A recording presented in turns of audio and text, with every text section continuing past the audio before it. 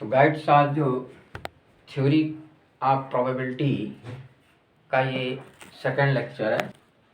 तो इस second lecture में हम थ्योरी ऑफ प्रोबेबिलिटी में पहले काइंड्स ऑफ इवेंट्स बताएंगे।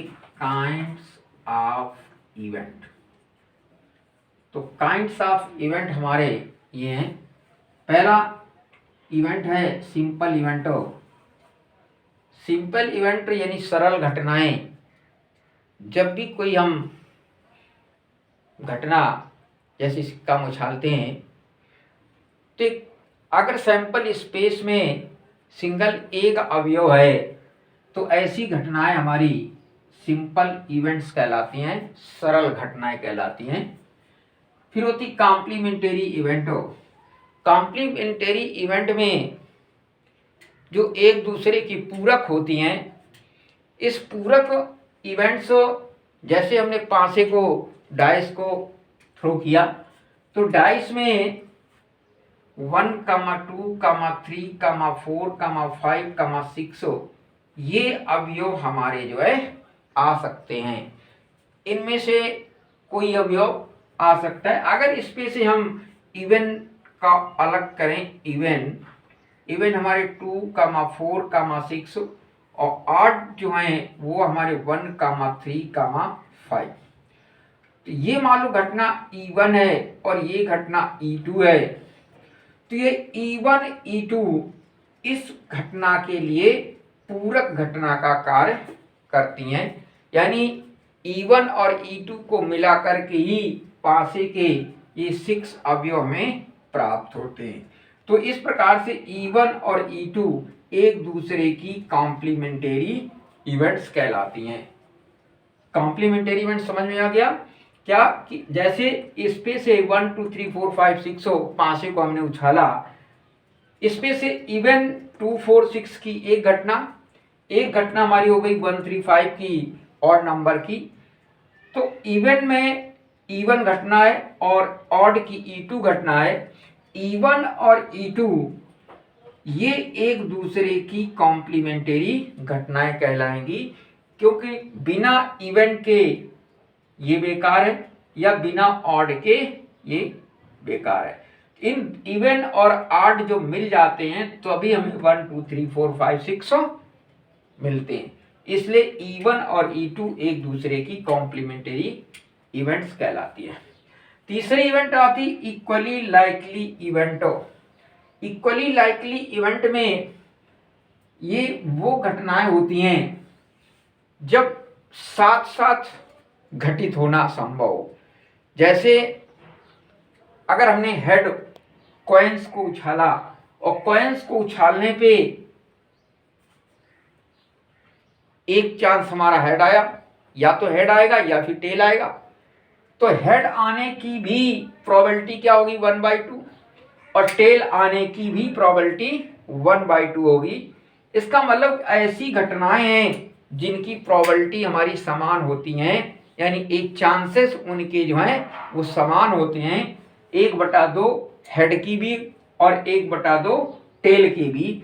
ऐसी इवेंट जो होती है वो हमारी इक्वली लाइकली इवेंट्स कहलाती हैं। फिर आती certain and impossible event. Certain and impossible event यानी निश्चित तथा असंभव घटना।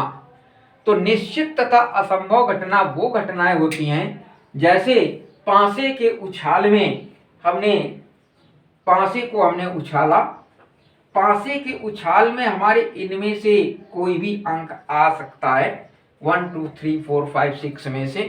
अब मान लो कि ये एक सैंपल स्पेस E1 हमारा हुआ 1, 2, 3, 4, 5, 6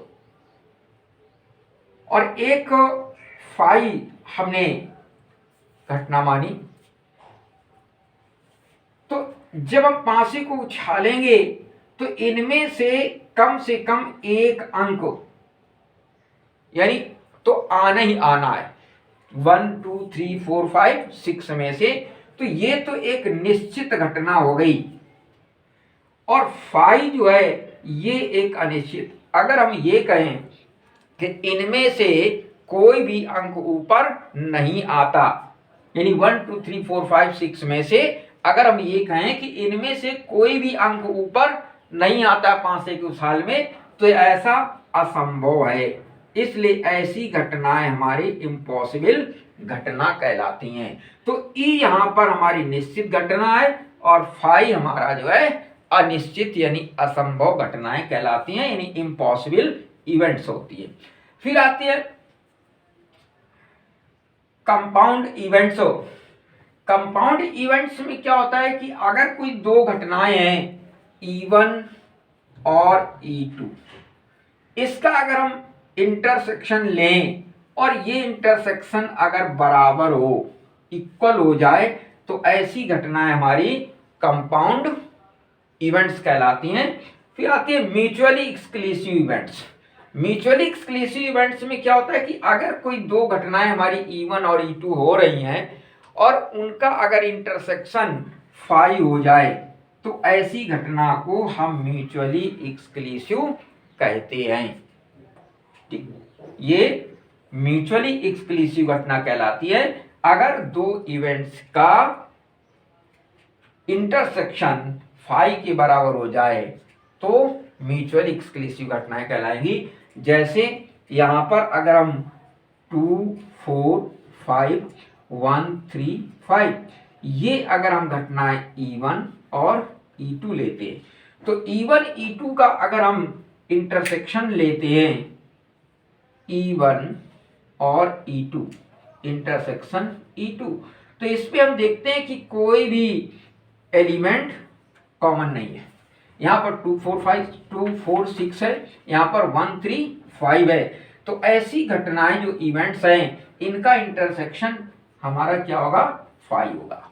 तो ऐसी घटनाएं हमारी म्यूचुअली एक्सक्लूसिव घटना कहलाती हैं। अब हम देखते हैं कि इनकी ऑपरेशंस क्या होती हैं। ऑपरेशंस इनके एक तो यूनियन है, इंटरसेक्शन है, डिफरेंस है।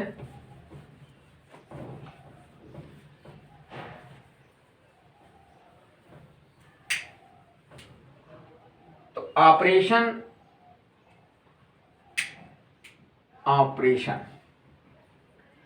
एक तो यूनियन,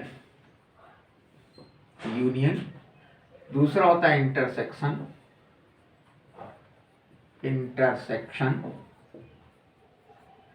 तीसरा होता है डिफरेंस। तो ये हमारे ऑपरेशंस कहलाते हैं इनके।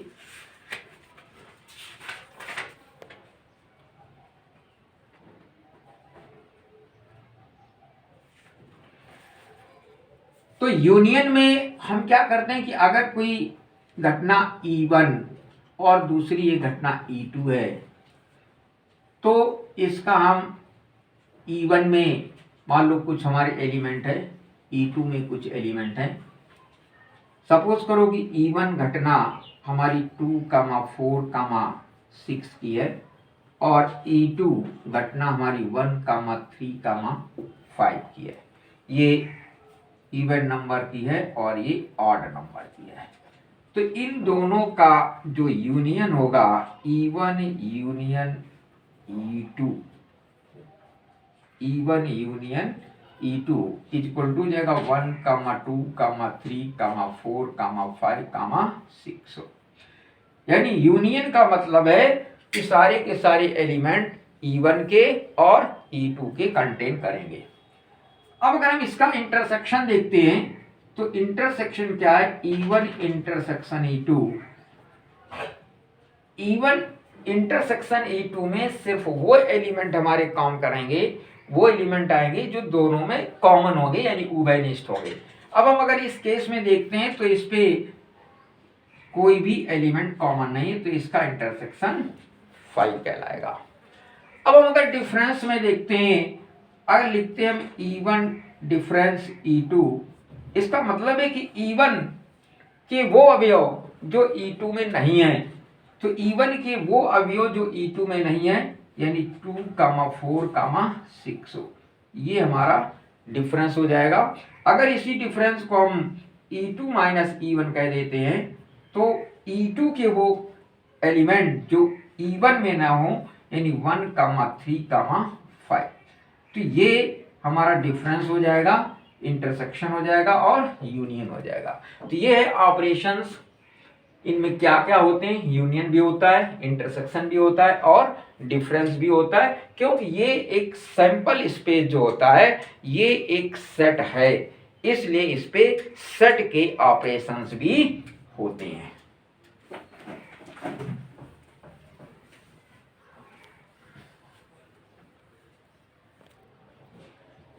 अब देखिए प्रॉपर्टी या प्रोबेबिलिटी भी, प्रॉपर्टी या प्रोबेबिलिटी की 4 इस पे प्रॉपर्टी लागू होती हैं। एक तो ये है, एक ये और एक ये। इस प्रॉपर्टी में ये बताया गया कि प्रोबेबिलिटी किसी भी घटना की, किसी भी इवेंट्स की जो प्रोबेबिलिटी होती है 0 और 1 के बीच में होती है। किसी भी घटना की प्रोबेबिलिटी 0 और 1 के बीच होती है। दूसरी प्रॉपर्टी में ये बताया गया कि प्रोबेबिलिटी किसी भी घटना की और उसकी कॉम्प्लीमेंट्री जो घटना होती है उन दोनों की प्रॉपर्टी का जो योग होता है प्रोबेबिलिटी का, वो 1 के बराबर होता है। तीसरी गुण बताया गया है कि अगर किसी भी कोई साई यानी फाई हमारी, यानी उसका रिक्त समुच्चय या हम एम्प्टी सेट कह लें, तो एम्प्टी सेट की जो प्रोबेबिलिटी होती है वो 0 के बराबर होती है। और चौथी प्रॉपर्टी है प्रोबेबिलिटी ऑफ एस, यानी जो सैंपल स्पेस है उनकी प्रॉपर्टी हमेशा 1 के बराबर होती है। तो these are 4 property of probability. अब हम देखते हैं कुछ क्वेश्चंस पर।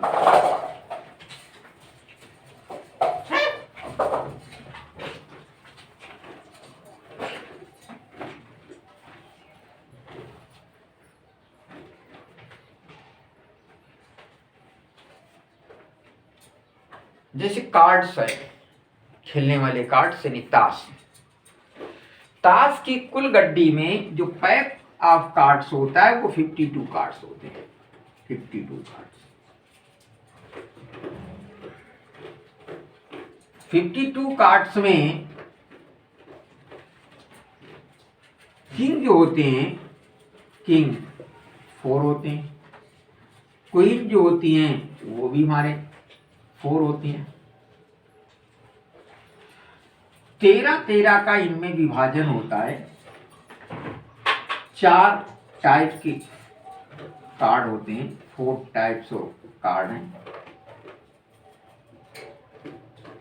जिसमें से 13, 13, 13, 13 स्पेस, डायमंड, रेड, इसमें से 26 हमारे रेड होते हैं, 26 हमारे ब्लैक होते हैं। ये हमारे रेड है और ये हमारे ब्लैक होते हैं। तो अगर हम ये देखें, इस पे प्रश्न है कि कार्ड से एक पत्ता निकाला जाता है, यानी एक कार्ड निकाला जाता है पैक में से, और ये ज्ञात कीजिए कि वो पत्ता रेड कलर का है, वो पत्ता रेड कलर का है। तो खींचा गया जो पत्ता है वो रेड कलर का है, तो रेड हमारे होते हैं 26। तो प्रोबेबिलिटी इसकी आ जाएगी, प्रोबेबिलिटी ऑफ रेड बराबर 26/52, यानी 1/2। अगर हम इस पे कहें कि प्रोबेबिलिटी एक जो पत्ता हमारा ड्रॉ किया गया है वो पत्ता हमारा किंग का है, तो किंग आने की प्रायिकता, प्रोबेबिलिटी ऑफ किंग बिकम्स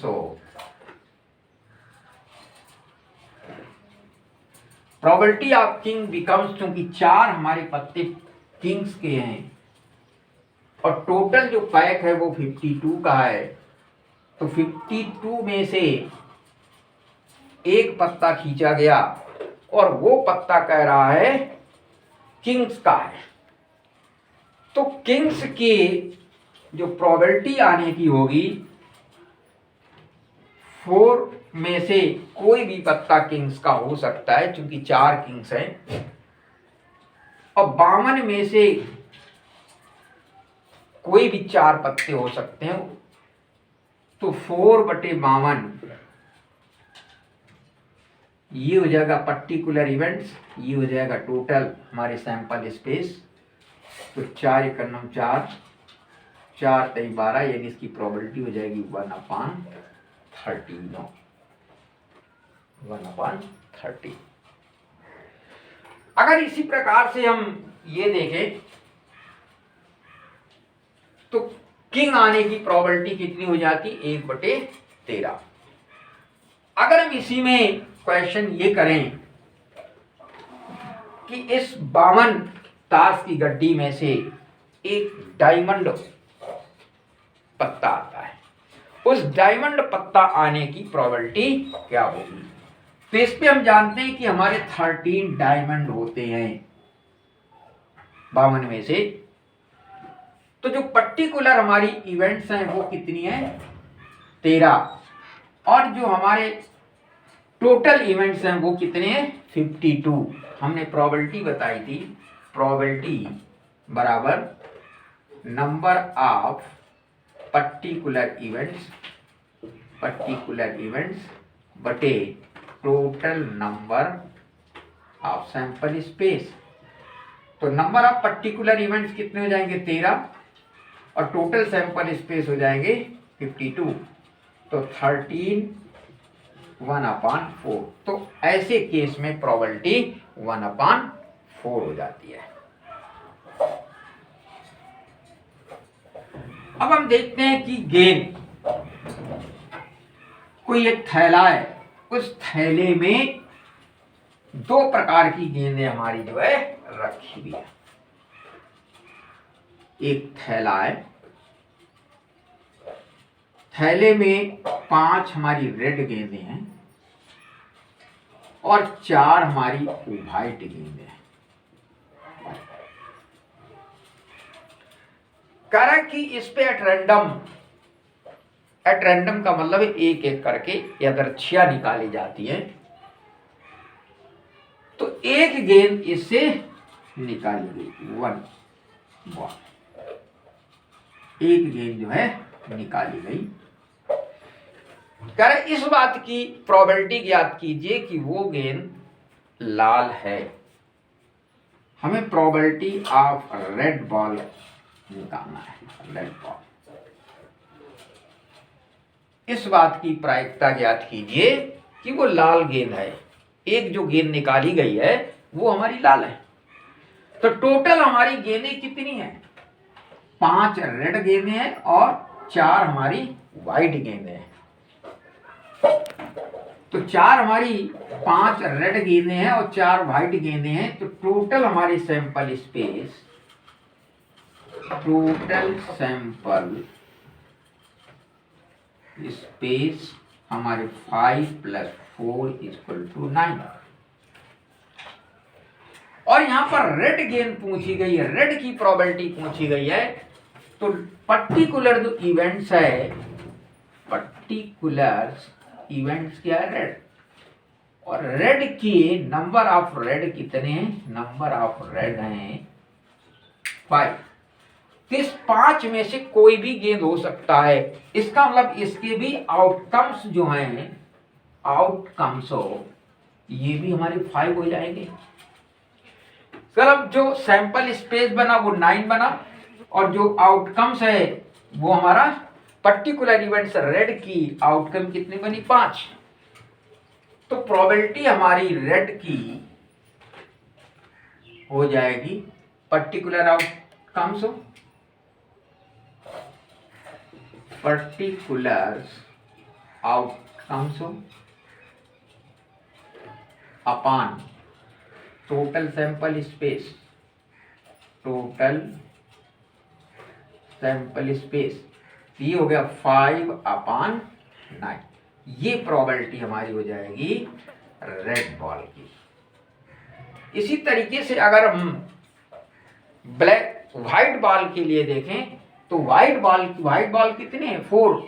अगर व्हाइट बॉल आता है तो व्हाइट बॉल की प्रोबेबिलिटी हो जाएगी, प्रोबेबिलिटी ऑफ व्हाइट, इसके हो जाएगी 4/9। ये हमारी प्रोबेबिलिटी हो जाएगी 4/9 सफेद गेंद आने की, और 5/9 ये हो जाएगी हमारी रेड बॉल आने की।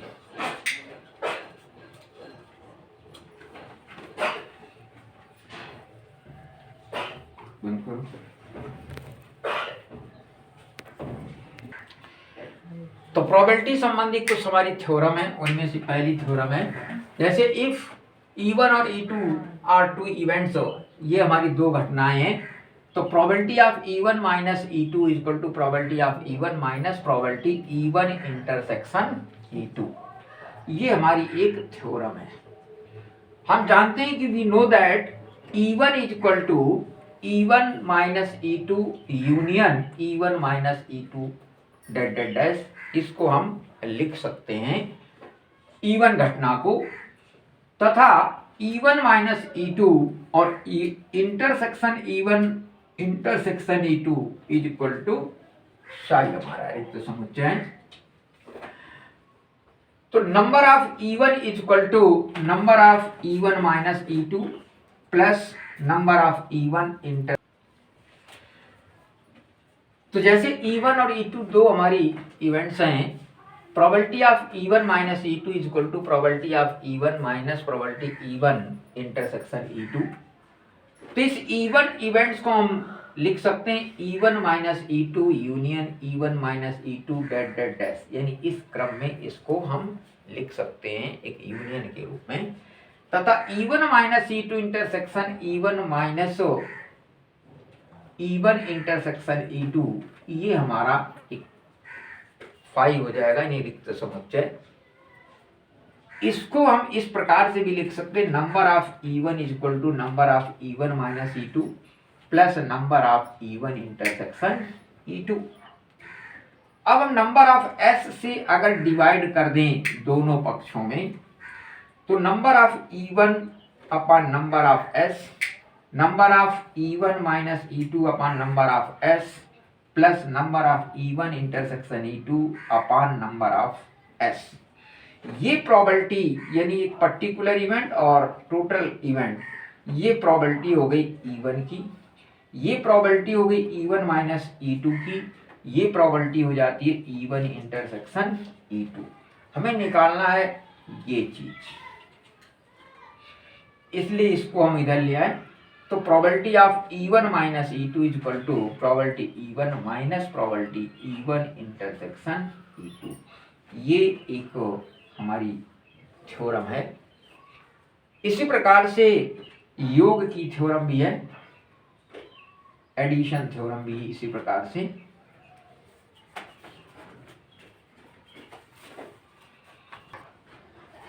अब देखिए प्रोबेबिलिटी की एडिशन थ्योरम क्या है। प्रोबेबिलिटी की एडिशन थ्योरम है कि अगर कोई दो हमारी इवेंट्स हैं E1 और E2, तो probability E1 plus probability E2 is equal to probability E1 in union E2 plus probability E1 intersection E2 हम लिख सकते हैं। या इसी थ्योरम को हम इस प्रकार से भी एक्सप्रेस कर सकते हैं कि probability of E1 intersection probability E1 union E2 is equal to है probability E1 plus probability E2 minus probability E1 intersection E2। ये दोनों ही थ्योरम या तो इस रूप में या इस रूप में लिखी जा सकती हैं।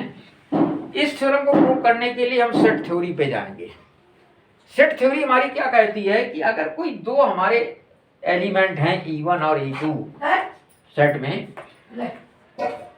तो number of E1 union E2 is equal to the number of E1 plus number of E2 minus number of E1 intersection E2, ये हमारी सेट थ्योरी कहती है। इसमें अगर हम नंबर ऑफ S से दोनों पक्षों में डिवाइड कर दें, तो दोनों पक्षों में डिवाइड करने पर ये मिलेगा number of E1 union E2 upon number of S, ये मिलेगा number of E1 upon number of S, ये मिलेगा number of E2 upon number of S, ये minus number of E1 intersection E2 upon number of S। कहने का मतलब ये एक पर्टिकुलर इवेंट्स हो गई और ये हो गई उसके total sample space. Particular events और टोटल जो आउटकम्स हैं या टोटल सैंपल स्पेस हैं, इनका जो रेशियो होता है उसी को हम प्रोबेबिलिटी कहते हैं। इसका मतलब कि ये चीज जो है, ये इसको हम क्या लिख सकते हैं, इसको लिख सकते हैं probability of E1 union E2। ये probability of E1 union E2 बन जाएगी, ये प्रोबेबिलिटी बन जाएगी E1 की, ये प्रोबेबिलिटी बन जाएगी E2 की, और ये प्रोबेबिलिटी बन जाएगी E1 इंटरसेक्शन E2।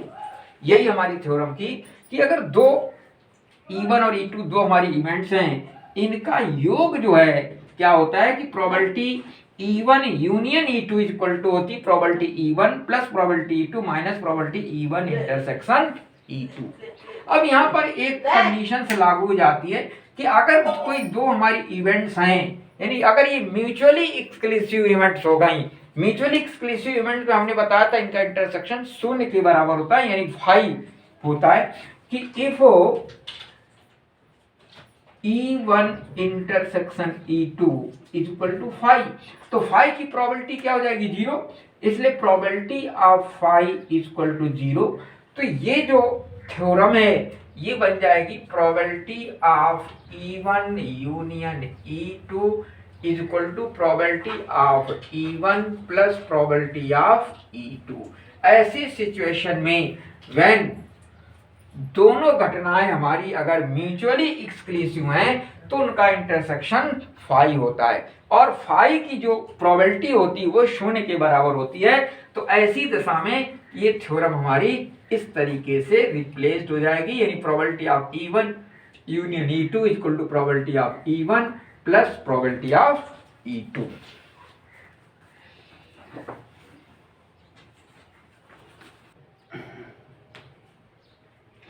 जैसे एग्जाम्पल के तौर पर है कि यदि 4 सिक्कों को एक साथ उछाला जाए तो कम से कम एक टेल आने की प्रायिकता प्रोबेबिलिटी क्या होगी, कम से कम एक कुछ। ठीक, तो अगर 4 सिक्कों को हम एक साथ उछालते हैं तो कम से कम एक टेल आने की प्रोबेबिलिटी क्या होगी।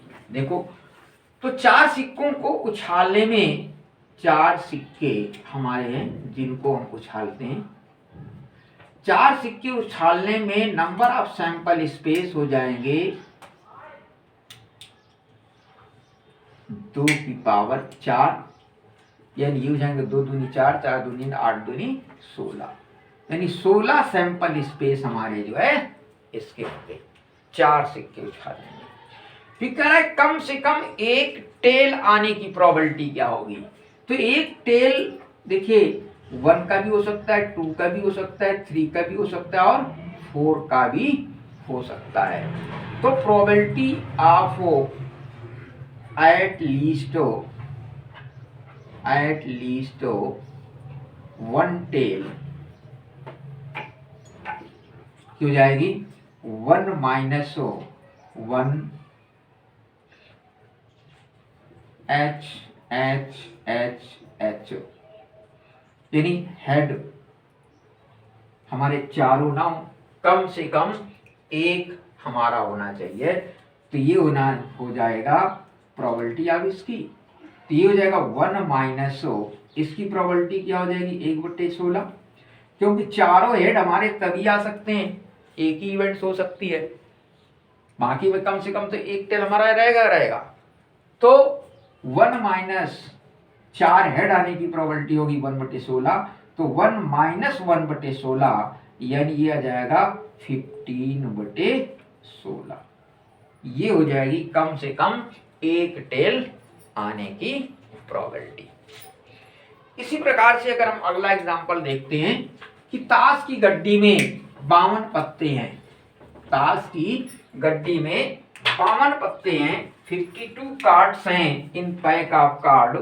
इसमें कह रहा है कि ताश की गड्डी से बादशाह या पान का पत्ता आने की प्रायिकता क्या होगी, बादशाह या पान का पत्ता आने की प्रायिकता क्या होगी।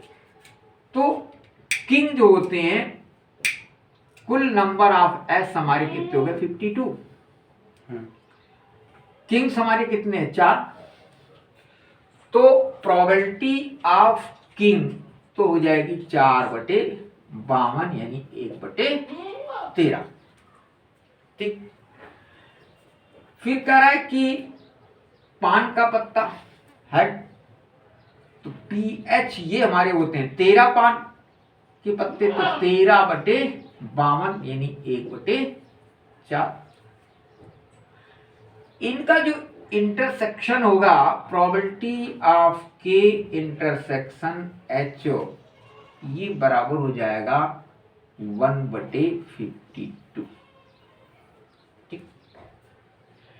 अब योग थ्योरम अगर लगाएं तो प्रोबेबिलिटी कह रहा है कि या तो ताश का या तो बादशाह हो और या फिर पान का पत्ता हो। तो या तो बादशाह और या फिर पान का पत्ता कह रहा है कि आइदर किंग और पान का पत्ता यानी हेड।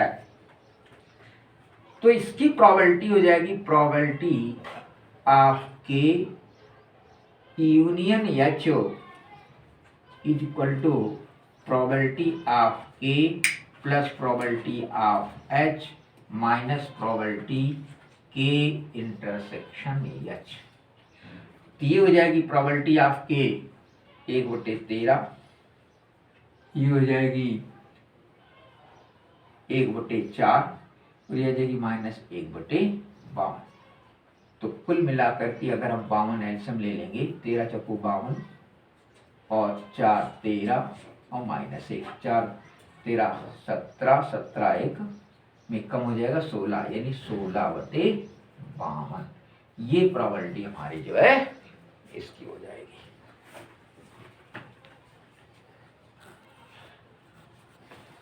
ठीक।